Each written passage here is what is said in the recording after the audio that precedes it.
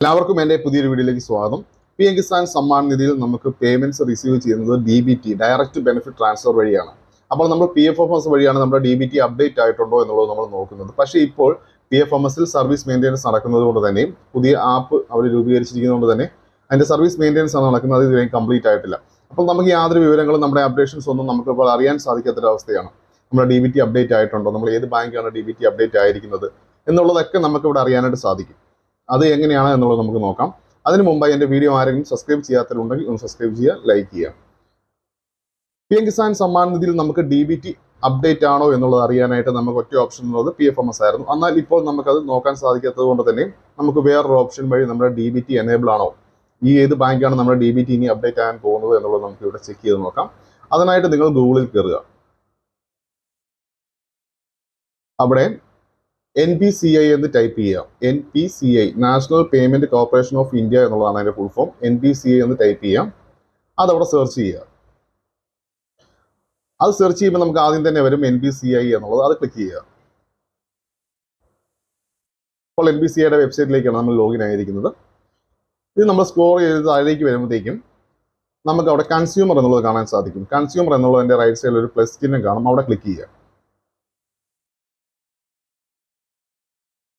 അപ്പോൾ നമുക്ക് അവിടെ കാണാനായിട്ട് ഏറ്റവും അവസാനമായിട്ട് കാണാനായിട്ട് സാധിക്കും ഭാരത് ആധാർ സീഡിംഗ് എനേബിൾ എന്നുള്ളത്, BASC Bharat Aadhaar seeding enable. അവിടെ ക്ലിക്ക് ചെയ്യുക. അവിടെ ക്ലിക്ക് ചെയ്യുമ്പോൾ ഇങ്ങനെ ഒരു പേജിലേക്കാണ് വരുന്നത്. ഇവിടെ നമുക്ക് ആദ്യം നമ്മുടെ ആധാർ നമ്പർ ടൈപ്പ് ചെയ്ത് കൊടുക്കുക.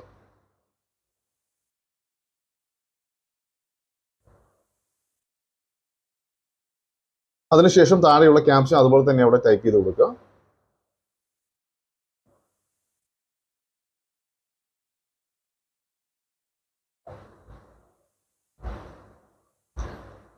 വീണ്ടും നമുക്ക് ഗെറ്റ് OTP എന്നുള്ള താഴെ അവിടെ ക്ലിക്ക് ചെയ്ത് കൊടുക്കുക. അപ്പോൾ നമ്മൾ ആധാർ രജിസ്റ്റർ ചെയ്തിരിക്കുന്ന ഫോണിലേക്ക് ഒരു OTP വരും. ആ OTP അവിടെ നമ്മൾ സബ്മിറ്റ് ചെയ്യുക. ആ OTP സബ്മിറ്റ് ചെയ്ത് കഴിയുമ്പോഴത്തേക്കും നമുക്ക് ഇവിടെ ഇങ്ങനെ കാണാനായിട്ട് സാധിക്കും. ആദ്യം തന്നെ നമ്മുടെ DBT എനേബിൾ ആണോ എന്നുള്ളത് അവിടെ അറിയാൻ സാധിക്കും. നിങ്ങളുടെ DBT എനേബിൾ ആണ്, നിങ്ങളുടെ DBTക്ക് ഒരു യാതൊരു വിഷയങ്ങളും ഇല്ല എന്നുണ്ടെങ്കിൽ അവിടെ DBT എനേബിൾ എന്നുള്ളത് കാണും. അതല്ല എന്നുണ്ടെങ്കിൽ അവിടെ DBT ഡിസേബിൾ എന്നുള്ളത് കാണും. കാരണം നിങ്ങളുടെ DBT ആക്റ്റീവ് അല്ല എന്നുള്ളത് കാണാൻ സാധിക്കും. അപ്പോൾ സ്ക്രോൾ ചെയ്ത് താഴെ വരുമ്പോൾ നമുക്ക് ഏത് ബാങ്കാണ് നമ്മുടെ DBT അപ്ഡേറ്റ് ആയിരിക്കുന്നത് ഉള്ളതും നമുക്ക് നേരത്തെ തന്നെ അറിയാൻ സാധിക്കും. കാരണം ഇപ്പോൾ അത് PFMSൽ നിങ്ങൾക്ക് റിജക്റ്റ് ആണ്, അല്ലെങ്കിൽ അങ്ങനെയുള്ള വിഷയങ്ങളുണ്ടോ എന്നുള്ളത് നിങ്ങൾക്ക് പേടിക്കേണ്ട ആവശ്യമില്ല. കാരണം PFMSലെ സർവീസ് മെയിൻ്റെനൻസ് നടക്കുന്നതുകൊണ്ട് തന്നെയാണ് യാതൊരു അപ്ഡേഷൻസ് നമുക്ക് PFMS വഴി കിട്ടാത്തത്. നമുക്ക് മുൻകൂട്ടി തന്നെ അറിയാൻ സാധിക്കും നമ്മുടെ DBT എനേബിൾ ആയിട്ടുണ്ടോ, ഏത് ബാങ്കാണ് ഇപ്പോൾ നമ്മുടെ DBT എനേബിൾ ആയിരിക്കുന്നത് എന്നുള്ളതൊക്കെ അറിയാൻ സാധിക്കും. അപ്പോൾ ഞാൻ നേരത്തെ ഒരു വീഡിയോയിൽ ചെയ്തിരുന്നു, കഴിഞ്ഞ ദിവസം ചെയ്ത വീഡിയോയിൽ പോസ്റ്റ് ഓഫീസ് അക്കൗണ്ട് നമുക്ക് ഒരു ദിവസം കൊണ്ട് തന്നെ DBT അപ്ഡേറ്റ് ചെയ്യാം. ഞാനിപ്പോൾ എനിക്ക് വന്നിരിക്കുന്നത് പോസ്റ്റ് ഓഫീസ് അക്കൗണ്ട് തന്നെയാണ്. ഞാൻ 22-ാം തീയതി അപ്ഡേറ്റ് ചെയ്തതാണ്. 23-ാം തീയതി അത് പോസ്റ്റ് ഓഫീസ് അക്കൗണ്ടിലേക്ക് മാറിയിരിക്കുകയാണ്. അപ്പോൾ എനിക്ക് എൻ്റെ DBT എനേബിൾ ആയിട്ടുണ്ട്. എനിക്ക് അത് DBT എനേബിളിലേക്ക് ഡേറ്റ് 23 തീയതിയാണ്. 22-ാം തീയതിയാണ് ഞാനത് അപ്ഡേറ്റ് ചെയ്തത്. 23-ാം തീയതി എനിക്കത് പോസ്റ്റ് ഓഫീസിലേക്ക് ചേഞ്ച് ആവുകയും DBT എനേബിൾ ആവുകയും ചെയ്തിട്ടുണ്ട്. അപ്പോൾ എനിക്കതാവുന്നത് ഇനി എൻ്റെ പോസ്റ്റ് ഓഫീസ് അക്കൗണ്ടിലേക്കായിരിക്കും PM കിസാൻ സമ്മാൻ നിധിയുടെ തുക എത്തുന്നത്.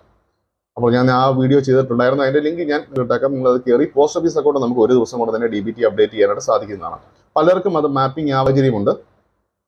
അത് പോസ്റ്റ് ഓഫീസിൽ നമ്മൾ അക്കൗണ്ട് എടുക്കുമ്പോൾ സമയക്കുന്ന വിഷയമാണ്. കാരണം വെച്ച് കഴിഞ്ഞാൽ ഓൾറെഡി നമ്മൾ DBT അപ്ഡേറ്റ് ചെയ്തുകൊണ്ട് തന്നെ വേണമായിരുന്നു പോസ്റ്റ് ഓഫീസ് അക്കൗണ്ടിൽ എടുക്കാൻ. ചിലർ അത് ചെയ്ത് കൊടുക്കാറില്ല, അല്ലെങ്കിൽ അത് ചെയ്യാൻ അറിയാത്തത് കൊണ്ടാവാം. DBT അപ്ഡേറ്റ് ആവാത്ത നിരവധി വിഷയമുണ്ട്. 2-3 മാസമായിട്ട് നമുക്ക് പോസ്റ്റ് ഓഫീസ് അക്കൗണ്ട് എടുത്തിട്ട് അത് DBT അപ്ഡേറ്റ് ആവാത്തൊരു സാഹചര്യമുണ്ട്. അപ്പോൾ നിങ്ങൾക്കിത് വ്യക്തമായിട്ട് തന്നെ നോക്കാം. ഇതിനകത്ത് നിങ്ങളുടെ DBT അപ്ഡേറ്റ് ആയിട്ടുണ്ടോ, നിങ്ങൾ എനേബിൾ ആണോ. അപ്പോൾ ഈ ഒരു ബാങ്ക് ആയിരിക്കും നിങ്ങൾക്ക് DBT അപ്ഡേറ്റ് ആയി നിങ്ങൾക്ക് അതിലേക്കായിരിക്കും തുക എത്തുന്നത്. അപ്പോൾ നിങ്ങൾക്ക് ഇത് വേണ്ട എന്നുണ്ടെങ്കിൽ നിങ്ങളുടെ ബാങ്ക് അക്കൗണ്ട് ചേഞ്ച് ചെയ്തുകൊണ്ട് തന്നെ DBT ചേഞ്ച് ചെയ്ത് വേറൊരു ബാങ്കിലേക്ക് പെട്ടെന്ന് തന്നെ മാറാൻ ശ്രമിക്കുക. ഓക്കെ, അപ്പോൾ ഇത്രയൊക്കെയാണ് ഇപ്പോൾ നമുക്ക് വന്നിരിക്കുന്ന അപ്ഡേഷൻ. അപ്പോൾ എൻ്റെ വീഡിയോ ഇഷ്ടമായെങ്കിൽ സബ്സ്ക്രൈബ് ചെയ്യാനും ലൈക്ക് ചെയ്യാനും മറക്കരുത്. Thank you.